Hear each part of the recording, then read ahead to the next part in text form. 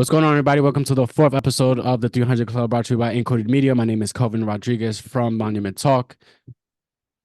Hey everyone, my name is Gil. I'm the co-host of the Encoded podcast, and I'm here to share some time with you guys and have fun. All right. Now, this is going to be the fourth episode of the 300 Club. So we're going to be talking some discussions, some of the roundup as to what's going on in the world of the Yankees, the Mets, and some general discussions. First things first, we're about a week and a half to 2 weeks into the season. As of right now, in terms of the Mets, is not looking pretty good. They're off to a 2-6 start, unfortunately. I want to share you some opinions about how your team is going so far. What are some observations, some early season observations that you've encountered so far? So obviously our core players are struggling, and that's part of the struggle. Lindor is off to another slow start for several years now. Peter Alonso is off to a slow start. Jeff McNeil is off to a slow start, and so is Brandon Nimmo. If those guys are not hitting, it's going to be tough to generate runs. So, and the pitching is not there right now fully, and the coaching is pretty questionable again. Like the decision making, it's not as clear. Like I saw some games over the last few days, and questionable plays by Mendoza. So I don't know. I don't know what to expect with this team anymore. Now, in And terms it's of the questionable decisions that you're observing, I remember that in the previous episode, the link will be down there in the description if you guys want to go ahead and stick tuned to what we have. Some of these observations that you had, some of these struggles from Mendoza. I mean, what are some things that you're seeing that you're not currently agreeing with? Maybe the audience can also agree with some of these takes that you may have. there was a game the other day. They was tied with the Tigers at one, heading into the 10th inning, I believe it was. And runner on second, they start with the runner on second rule in the regular season. And he asked Brett Beatty to bunt with no outs. And it's like, I don't know. I feel like instead of asking him to bunt, make him hit the ball. He already hit the ball the last three at bats, put it in play. Maybe you got a hit. Maybe you advance the runner even with one out. I just feel like with a sacrifice bunt, it's like it might not work. And you're asking a hitter that's not really bunting on a consistent basis to bunt, and that's a recipe for disaster, as I've experienced myself as a player back then. So I don't know. That was really questionable. We ended up losing the game as we know what happened. So I don't know. I feel like the decision making is definitely questionable right now. All right. Now, you did also touch upon that some of the star players that the Mets have been struggling to come out the gate. That being first and foremost, Francisco Lindor has not been a secret. Right now, as the season stands, he is batting 0.032%. That is 0.032%. He is well below the Mendoza line, no pun intended. He's struggling right now. What are some early season takeaways that you see in terms of, some adjustments that you want to see him make? What are some observations in terms of your star player, Francisco Lindor's early season struggles? From what I've seen so far, it looks like his batting stance has changed from both sides. So Really? that could be a reason why he's struggling this year so far, because it takes time to apply what you're learning or adapting to. The sample size, trying to get the right mechanics down with a new swing, maybe. But that's what I see so far. His batting stance is a little different. He is missing pitches that he should be hitting. Pitches that are like hitters' pitches, mistakes that pitchers throw, maybe leaving it down the middle, missing their spots. Those are pitches that you should attack as a hitter. And we're not seeing that from the door at this moment. He's missing a lot of hitters' pitches. And then he's basically facing pitches that are for pitches, and that creates a unbalance. So that's what I see so far from him. And to piggyback off of what you're saying, I mean, the Mets starting out 2-6 as where we stand at right now on April 8th. Along April 7th, should I say, with Francisco Lindor, I mean, the competition that he's facing in terms of like the pitching staff, like you played a 3 game set or 3 to 4 game set against the Brewers. You guys played against the Detroit Tigers. I mean, it's not a secret that these teams are not expected to be in the playoff hunt. They're not really considered as contenders. Their pitching staff is mediocre to below average at best. I think that you can possibly agree on that. So in terms of the early season struggles, we don't know where it comes from. Is Francisco Lindor one that seems to struggle out the gate, or is he somebody who, I mean, did this catch you off guard? I mean, tell me a little bit more about the previous, being that this is what his fourth, fifth season now being a Met. Time has flown. Is he a early season? Does he struggle early on? I think this is his third or fourth year here, bro. Really? Probably fourth year. But I feel like so far as a Met, what I've seen so far, I feel like he struggled every year, early in the season. Even in the year we won 100 plus games, and I feel like that can be an issue only because you kind of put yourself in out of the race at some point. Like what if you start losing so many games in April and May? It's By hard to mid of the climb back. season, it's already going to be hard to climb back, and then it's like, yeah, you're going to put up better stats, to round up the numbers as the year progresses.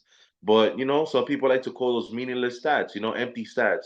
So I'm not going to say that he's bad. Of course, he's one of the best shortstops in the game, but I would like for him to start strong for once to stamp and change the dynamic of the year. Maybe we win some ball games early. I don't know. But that's definitely a bit of a concern in my end. Okay, right, right. And the importance of starting off hot off the gate is extremely crucial in terms of the success of the season. I mean, I think the year prior, Tampa Bay started off like nearly like 20-5 or something like that. It was a crazy number that they ended up the month of April with like 15 games above 500, and that carried them throughout the year. You can struggle, you could play 500 ball the rest of the year and you can still make playoffs. I Yeah. think the Yankees the year prior did that where they started off the gate immensely hot, and then going into the All-Star break they started to die down a little bit, but guess what, it was still enough for us to go ahead and go into the playoffs, and that was in 2022. So definitely can understand the importance of starting off right off the gate. You definitely don't want to dig yourself in a deeper hole. Another player that might have dug himself into a deeper hole has been McNeil, also another hitter that's batting below the Mendoza line. He's batting .091. He was beefing with Reese Hoskins, which we touched upon at a previous episode. But McNeil struggles. I mean, what's some things that you see, being a Met fan as you are? Do you feel like you can do better in terms of probably, acquiring somebody else that's a little bit better than McNeil? Do you feel like there's some holes in his game? Do you disagree? Speak a little bit more about McNeil being on your team at this point in time. I feel like it's kind of hard to judge McNeil because he's a hitter that, like I said before, like he's gonna hit 300 or he's gonna hit 240, 250. Um, I don't know if it's like a mental thing with him because it seems like every other year he does really well. So again, it's hard to judge because you're not getting that consistency from a player that can be consistent. He's also a hitter that's known to hit, first pitch fastballs on the middle. He doesn't really tend to like have long at bats like with the counts. He's a very aggressive hitter, and that could be a really good thing and a really bad thing. So that I think it's that and having the numbers fluctuate. So not too concerned right now, but he has to step it up for sure for this team to even have a chance to have a decent, 500 ball season. He has to hit because he's a big part of the lineup. He's a contact hitter, and if you're not getting the job done on these runners on base, if you're not keeping the baton moving, like it's gonna be hard for you to play at some point. I agree. I agree. And now, when it comes down to more positive terms, there have been some pretty good players right now for the Mets who have been at least performing to the best of their abilities. To stay on the hitter side, I want to go ahead and highlight Francisco Alvarez, who started off the season. He has a homer already into the season. He's batting 333. What are some observations? What are some opinions that you would like to share about your young gun, Francisco Alvarez, the young catcher? I think this is his second year with the Mets now. Probably first full year with the Mets, starting off the gate pretty strong, and I think it's much needed. So speak a little bit more about Francisco Alvarez. Like you mentioned, I feel like he's starting the year. This is year two, but this is his first year starting from the beginning of the season, and I feel like that gives him that confidence to be like, okay, I'm here now. I can slow things down. And I like the placement of the order. Like the other day, he was batting. I believe it was sixth. They had Beatty fifth, behind Alonso. So I'm like, okay, they got some protection in the lineup, and you have McNeil after that. So maybe the placement in the lineup helps. I feel like ideally you want him to bat fourth or fifth eventually. So yeah, he's just comfortable seeing the ball really well. He's been aggressive, and he got that power, man. Right, right, right. And in other good news, Edwin Diaz is finally back. He's finally healthy. He missed out of all last year, unfortunately, due to a knee injury. But now he's back, and he's been pretty stellar in 4 games so far. Just want to share some stats with you guys. He has 4 innings pitched, 6 Ks. Opponents are batting .077 against him right now, and he's starting off the gate pretty well. How do you feel about having Sugar Diaz back into your bullpen as your closer? How do you feel like he's doing so far? I mean, I think he's doing really well right now. He's only had 4 innings. You wish it was higher, but if the Mets are not going to be in a situation where they're winning a lot of games or they're going to be in a lot of save opportunities, I don't think we'll see him as much as we would love to as a fan base. Unless he's going to pitch some tied games or games that we're losing by one. It depends how he's managed. But so far, he got the stuff. He's in his prime. He got the contract. And I'm not surprised. Like he should be dominant. He should be the best closer in baseball right now. So let's Right, see. right. I agree. I agree. I think he definitely has the potential to be the top closer in the game. With Felix Bautista being out, recovering from Tommy John surgery, I feel like Edwin Diaz is definitely could be there as the top closer in the game, above Josh Hader. That's just my personal opinion. His fastball looks really crisp. I'd say that he's been hitting close to, if not above, 100 miles an hour.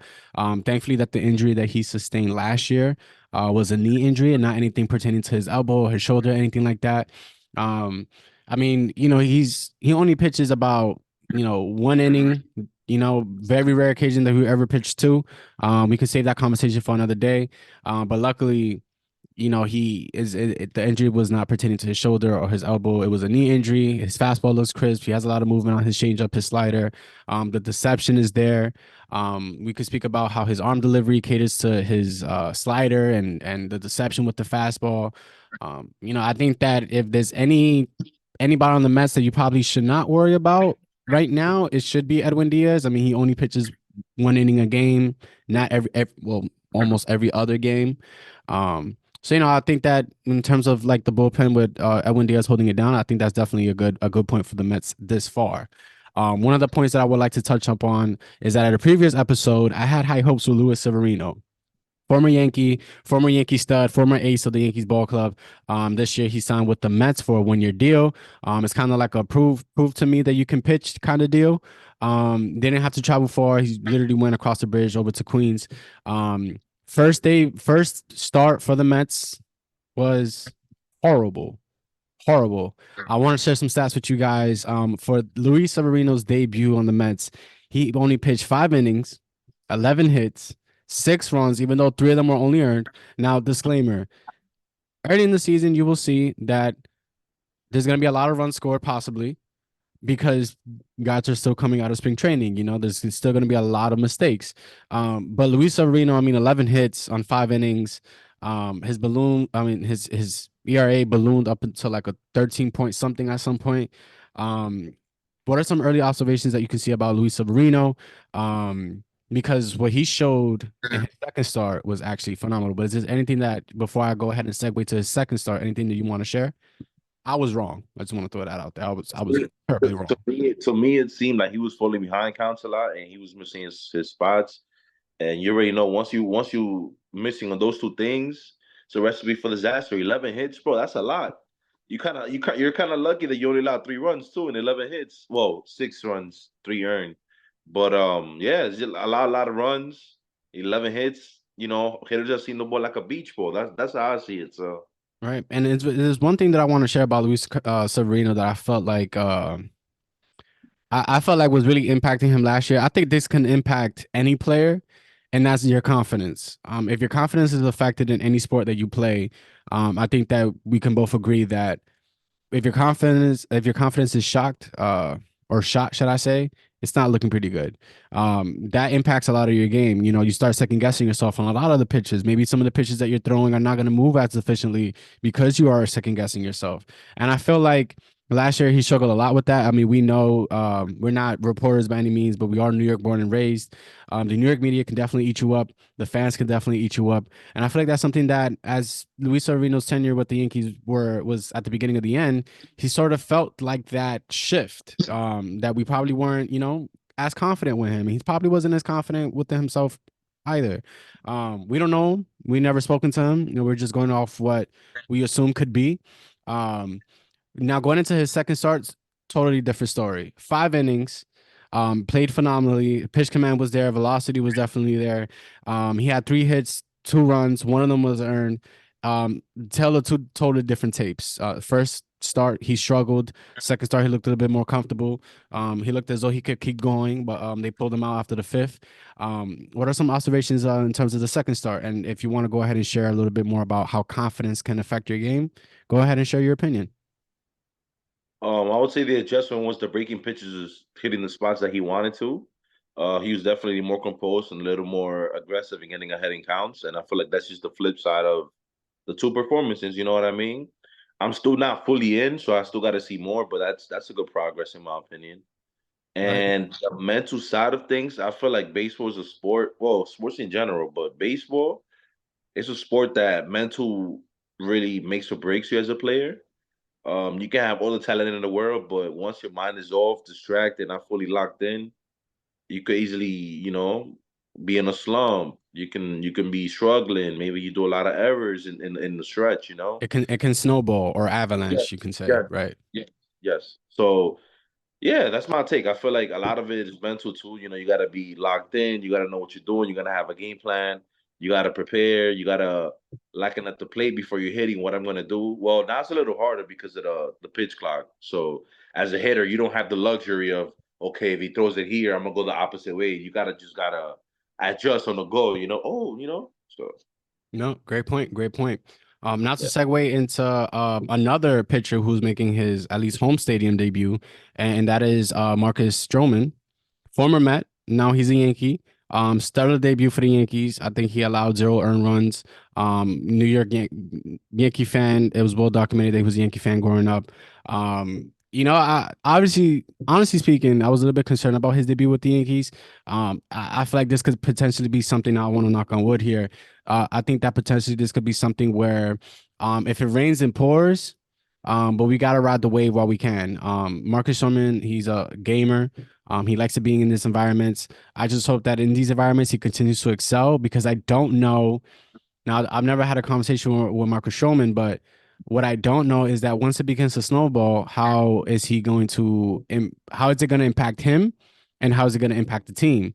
But for now, he had a phenomenal debut. It's a shame that the Yankees were not able to get some run support.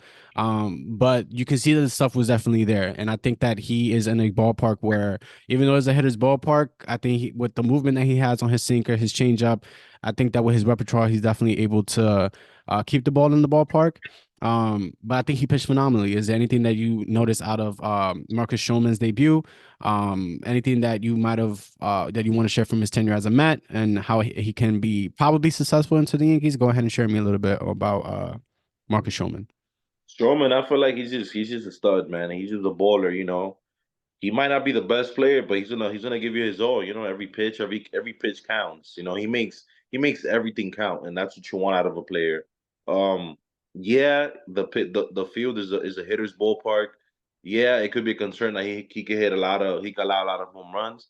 But like you said, what helps him is that he's a sinker ball pitcher. So when you're a sinker ball pitcher, you tend to have a lot of ground outs. So maybe that evens out everything out. Maybe that's Mhm. something to see. I would like to see how he finishes the year if he can stay healthy too. Yeah, I want to see more of him, and also I'm surprised the Yankees let him pitch with the do rag with the silky. That's a great point. I love the fact that you But you I brought like that that. up. But I Me like that. too. I like that it brings an identity to the team that we were lacking the last several years.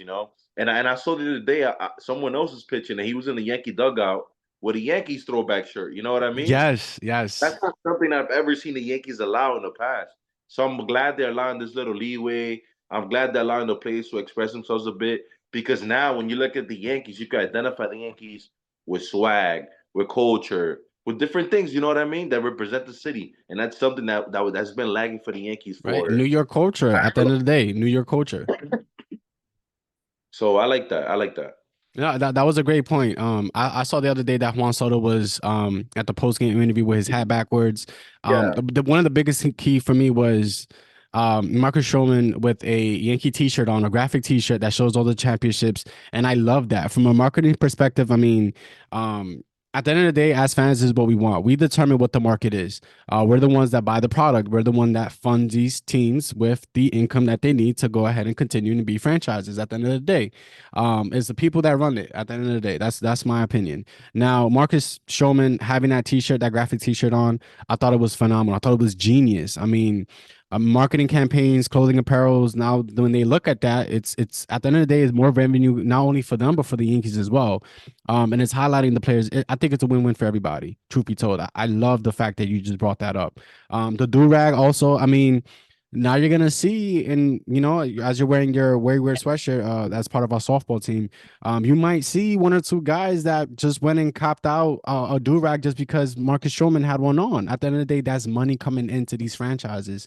So no harm, no foul. At the end of the day, I think that Marcus Stroman is a great representation of New York swag, New York culture. And I think that we needed that. I think baseball in general needs that.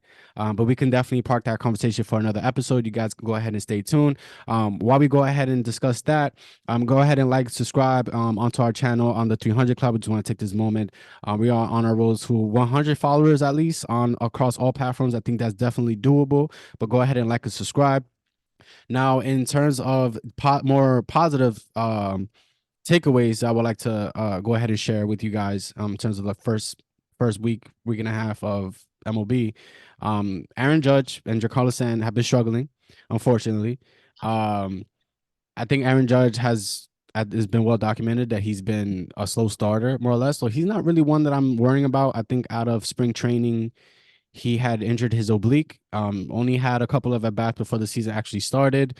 So I'm not really one to worry about him. I think that when he was chasing for the home run record, I think he had like maybe like 1 to 2 home runs within the first 3 weeks of the season, and then he ended up with 62. So I think that he's still on his way to being having a phenomenal season. On the other hand, Giancarlo Stanton worries me. Um, He's made some adjustments. He's lost a lot of weight. We haven't really spoken about Giancarlo Stanton, but anybody that has a dedication to be as bulky and as fit as he was, and to continue to make these adjustments on his body, to lose a lot of weight, to make him more agile, maybe having a little bit more durability throughout the season. Um, you don't want to root against those guys. Those guys at the end of the day, they're in the right mindset. But one thing that I've seen out of Giancarlo Stanton is just that the offensive adjustments are just not there. He even after spring training, he was still batting below 300. Going into the season right now, he's batting just a little bit above 100. What I want to pick your brain about right now is you see Giancarlo Stanton. He's a massive human being. He can literally just put the bat on the ball and it's going to jump. But one thing that I do not like, and that's his closed batting stance. I think that once Giancarlo Stanton swings, it looks as though his body is tied up. He has his front foot pointing towards the home dugout, his back foot towards the opposite dugout. His body is, I mean, he swings with such torque, but he looks off balance in every swing. Tell me a little bit more about what you think his approach is, what you think he's trying to do. Maybe if there's a opinion that you want to share about, for those that don't know, I mean, Gilbert is a hitter's hitter. The dude could definitely slug. If there's anybody that you want to pick the brain about hitting, Gilbert is definitely one of those people that you definitely want to ask about. So I think that you are definitely one of the right people to ask when it comes down to this approach. How do you feel about his batting stance, his adjustments? Share some opinions on it.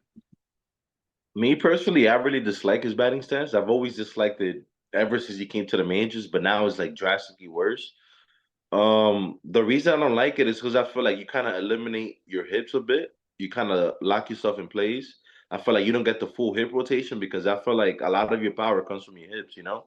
So I seen a video of his and A-Rod several years ago, and it was talking about his approach. And basically, what he was saying is Stan likes going to right center. That's his power alley.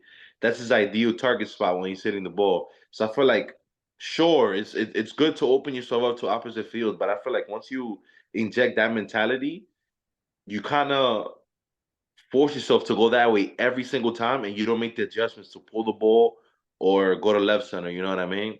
So that's a thing. I also don't think he's making the proper mechanics or adjustments. I think his eyes could be a little off. There's a lot of whiffs, a lot of swing and misses. Me personally, I've always said it, and I'm talking about when he was back in the Marlins, and I'm a Mets fan, so I've seen him a lot. The target is always to throw him inside, like inside the strike zone, to allow him to either break his bat or jam himself up for like a grounder in the infield. Because I don't see him rotating, a pitch over 95 consistently and hitting a shot to left field. I barely seen left field home runs from Stanton. You know what I mean? It's Right. usually center field, opposite field, or left center. So I don't know. I'm not a big fan of his swing. I'm surprised it never got changed. I feel like it might be too late to change it. Yeah, he lost weight. It should allow him to stay a little more flexible and healthy longer. But I don't even think it's a weight thing. I think it's just a mechanics. Like the way he bats is not gonna be it's not gonna turn into being successful, on a consistent basis, and especially not with the batting average. So I that's how I agree. feel with And Stanton. one of the things that you mentioned that I want to go ahead and touch up a little bit more on is um his approach is always going to be right center, right field. That's always going to be his approach. But you're eliminating essentially what you could do on inside pitches. So essentially, those pitchers are going to be trying to attacking him in. As a player who's batting in a closed stance like that, it's tough that when somebody's throwing up and in on you nowadays, not guys is throwing 99, 100 light. What do you Um, do up here? What do you do? Exactly. What do you do? What do you do? You're just gonna be fighting a whole bunch of pitches off, and your bat is gonna break, and it's not the contact that we want to see. When Giancarlo Stanton has the power to drive the ball 550 to left field. I mean, he's done it before. So I agree. I agree. I think that his batting stance definitely makes it a little bit more harder for him to attack all parts of the zone. Last year, I think that he was a lot of ticks behind on the fastball. Like the difference was night and day. You can blame it on injuries, you can blame it on his weight, you can blame it on his age. But at the end of the day, I think that the root of the problem is that if that batting stance is not working for him, I think that that needs to be adjusted. Is it too late to be adjusted? That's the other question that we have to, ask. But um to switch into more positive topics, Anthony Volpe, Gold Glover last year, rookie last year, really struggled with the bat. I think he batted just a little bit above 200 last year. This year, however, he is off to a tremendous start. He's batting over 300. He looked like he put on a little bit of muscle.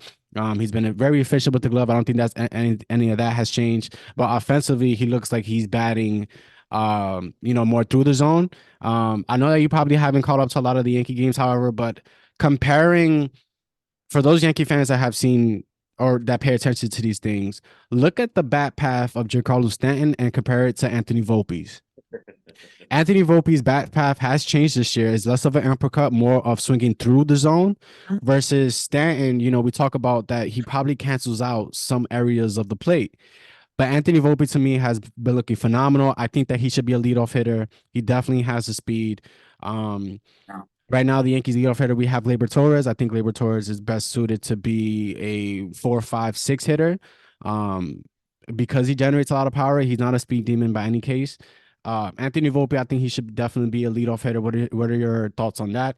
Um, in addition to Anthony Volpe being a leadoff hitter, the structure of MLB lineups nowadays, I think we agree that it has changed since you and I have played. So go ahead. What are your thoughts on Anthony Volpe so far? And then how lineup structures should be. Well, I like the idea of the future of Volpe being the leadoff hitter. I like that idea. I feel like he could provide a balance of putting the ball in play, hitting some homers, but also getting on base and stealing bases, right? I just don't think he makes enough contact on a bigger sample size currently right now to be leadoff hitter. I feel like he also strikes out a lot according to last year. Of course, Valid point. Valid point. he's starting really hot now, which is good to see his progress, but I still want to see a longer sample size. Once I feel like he makes those strides, then I'm for him to bat first. Now, to your second point, the lineup structure in this type of era now in baseball, I'm not the biggest fan of it personally. That might sound like I'm an old head. That might sound like I'm outdated or I'm willing to change. But I that's agree just me. with it. Go ahead and go ahead. I agree with it. I agree. I feel like I'm not a fan of having power guys bat second. Guys like Aaron Judge. Sometimes, yeah, like guys like Aaron Judge. There's a few other guys at MLB. I think Kyle Schwarber batted first last year for the Phillies. He hit like 40 something bombs, but his average is under 200. He didn't get on. Well, he did get on base a lot because of the walk, so that's probably why. Our He had a lot of RBIs were like strikeouts. it's at 80, 60 to 80 because every time he hits a home run, there's nobody on base. Like, Yeah. But he had a lot of homers. He did get a lot of walks. He did have a lot of strikeouts. They figured it out somehow, but I'm not a big fan of that. I feel like you want your power hitters and power slides. the idea behind like a guy like Judge batting second is because analytics indicates that if you bat second, you have a higher chance of batting more than 4 times in the game. More 4 times in a game. I So think that's the logic behind it all, is that you yeah, the want to logic have is your best you want to players have to to hit the most, which I get exactly. that, but I feel like you kind of devalue him because then he's not getting on. He's not hitting with as many folks on base. You know what I mean? Right, right, He's also right. starting a lot of innings too, so I feel like a lot of his production are on his own. You know what I mean? It doesn't. It might not impact the team as much if he bats like third or fourth. You know what I mean? Like, Right. yeah, don't get me wrong. If you hit 2 home runs, 2 solo shots, that's great. But if you can hit one with a 3 home run, that's even better. I feel. You know what I mean? So Right, it's right. a trade off. It's a trade off. That's how I see it. I completely agree. I completely agree. Um, I think that like Kyle Schwarber, I think was a perfect example.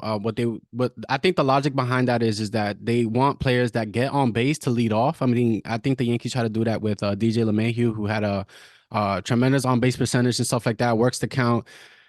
That's kind of like that Brett Garner approach, but I think that we're old school when it comes down to it. I think that, and now if you guys will go ahead and agree with us, go ahead and feel free to share so in the comments. Make sure that you guys go ahead and email us too at the 300 Club Podcast at gmail.com, Encoded Media LLC at gmail.com. If you guys have any questions we would like to share, that we will go ahead and highlight at a separate video.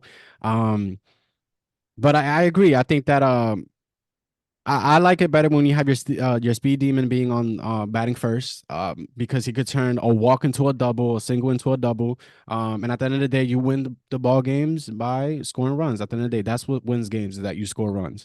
Um, there's a big difference that when you have the Pete Alonsos, the Francisco Lindors of the world batting second, those are your predominant hitters in the lineup, that you are taking a little bit of the offense away from them a little bit, because they're not essentially driving 120 RBIs anymore. Like you barely see that. Like, we come from an era where we had the A-Rods, the David Ortiz's of the world having 140 RBIs a season. And that has definitely changed. So are we taking a little bit out of the offensive game by having these lineups structured? Um, Another thing that I want to ask you about before we wrap this up, lineups. Do you feel like consecutive lineups, running out the same lineup every day, is beneficial, or do you feel like your lineup should be centered around who's hot, who's not? What are some opinions on how lineups should be structured? How would you do it? Go ahead. And like I want to say that Aaron Boone, the way he runs the lineup, I hate it. Like, I just want, before I give it off to you, if you run a lineup as to who's hot and who's not, you have a larger margin for error, because that means you're always guessing. I'm the type of person that if I go 0 for 4 the day before, I'm gonna make sure that the next couple of games I get on a hot streak. So don't take those opportunities away from me. Stay the course. I think that the lineup should be identical, at least on a, more or less on a daily basis. Obviously, some adjustments there, but what are some takes? Me as the player, I'm always on the side of keeping the lineup as most consistent as you can. Me personally, I like repetition. I like to build chemistry with the people that I'm hitting behind and the people I'm hitting in front. So I know Phenomenal that point. so we all know the responsibilities that we all have. For example, let's say I bat third on the lineup consistently. I'm probably gonna do well. Let's say there's a game that I do bad. I go 0 for 3, 0 for 4. I know that the second and fourth hitter, they probably gonna do their thing. You know what I mean? And it's like if I do bad, I have to have the trust and confidence that the guy after me can do it well. Because if I have a good game and he has a bad game, it could go all the way around as well. You keep the machine rolling. You can make adjustments. You can see what the other person is not seeing, and you kind of have a similar game plan. I'm not a big fan of changing the lineup on a everyday basis because I feel like you don't have the consistency. Again, like you said, it's a big margin for error. Um, I don't know. In baseball, like I said, baseball is a game of repetition, man. And the more you do something consistently, the better you will be at it. And yeah, that's my take on it. All right. Valid points, valid points. Well, Gilbert, we're gonna go ahead and wrap it up. It's been a pleasure doing this episode with you guys. Phenomenal, phenomenal job today. I think that we covered a lot of our points. But for now, go ahead and stay tuned for the very next episode of the 300 Club.